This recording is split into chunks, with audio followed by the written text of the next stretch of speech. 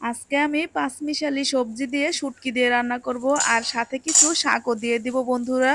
আসসালামু আলাইকুম প্রিয় ভাই ও বোনেরা, আশা করি সবাই ভালো আছো। আলহামদুলিল্লাহ আমিও ভালো আছি। এই তো এখন আমি একে একে সুন্দর করে কলমির শাকগুলো বেছে নিই। কলমির শাকগুলো খুবই নরম, এই তো আমি কচি কচি আগাগুলো নিয়ে নিচ্ছি। আর এই তো এইভাবে কিন্তু বন্ধুরা শাক দিয়ে শুটকি রান্না করলে খুবই মজা হয়। আর সাথে তো আমি আরো কিছু সবজি দিয়ে দিব। আর এই তো আমি সবসময় এইভাবেই শুটকি সবজি দিয়ে রান্না করে থাকি। এখন আমি পেঁয়াজ রসুন কাঁচামরিচ সবগুলো কুচিয়ে নিয়েছি। আর কি কি শুটকি দিব, এই তো দেখো, এটা হচ্ছে বাঁশপাতা শুটকি বলি আমরা। তোমরা কে কি নামে ডাকো কমেন্টে বলবে বন্ধুরা।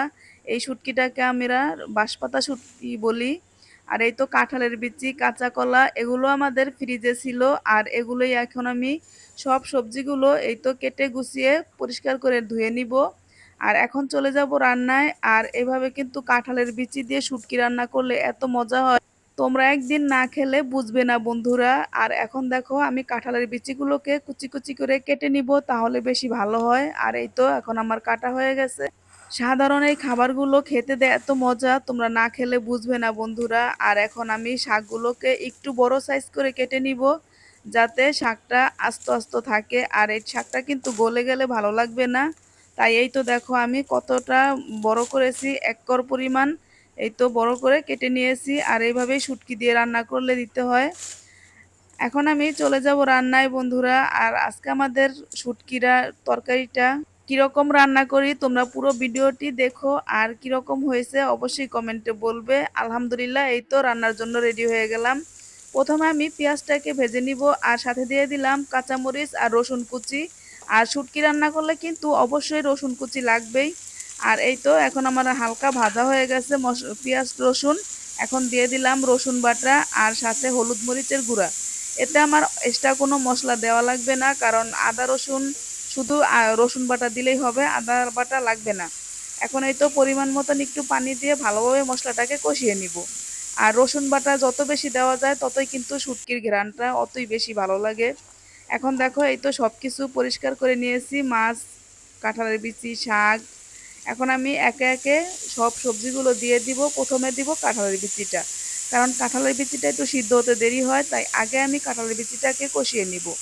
আর এই প্রসেসে কিন্তু রান্না করলে আমরা মেয়েরা সবসময় মার রান্নাই ফলো করি। আর ছোটবেলায় দেখেছি মা এভাবেই কিন্তু শুটকি রান্না করতো, আর খেতে অসম্ভব মজা হইতো। মশলাটা কষাতে কষাতেই মনে হচ্ছে মায়ের হাতে শুটকির ঘ্রাণ আসতেছে, আর ঘরটা পুরো ঘ্রাণে ভরে গেছে। আলহামদুলিল্লাহ এখনো সেই মায়ের হাতের রান্নার স্বাদ মনে হয় এখনই পেয়ে যাচ্ছি। আর শুটকিটা দিতে দিতে মনে হচ্ছে ঘ্রাণে পুরো ঘর একদম ভরে আছে। আর ছোটবেলার কথা মনে পড়ে গেল, মায়ের হাতের শুটকি রান্নার কথা মনে পড়ে গেল বন্ধুরা।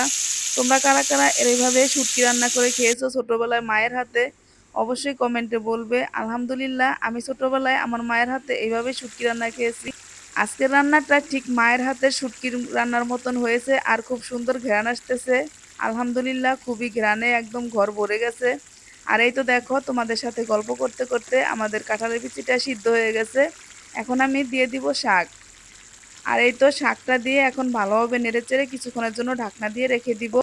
আমি যখনই এইভাবে শুটকি রান্না করি বাসার সবাই খেয়ে তো প্রশংসা করে। আর বন্ধুরা তোমরা একদিন বাসায় রান্না করে দেখো, সবাই কিন্তু খেয়ে খুবই প্রশংসা করবে, কারণ শুটকি তরকারি এইভাবে সাধারণভাবে রান্না করলেও খেতে কিন্তু অসাধারণ মজা হয়। এখন এই তো ঢাকনাটা উঠানোর সাথে সাথে মনে হয় একদম আমার খাওয়ার জন্য অস্থির হয়ে গেছি। আর দেখো বন্ধুরা কতটা লোভনীয় হয়েছে আমার শুটকি তরকারিটা, মাশাআল্লাহ। এখন সব সবজিগুলো সিদ্ধ হয়ে গেছে, এখন একটু উল্টিয়ে পাল্টিয়ে নেড়েচেড়ে নামিয়ে ফেলবো।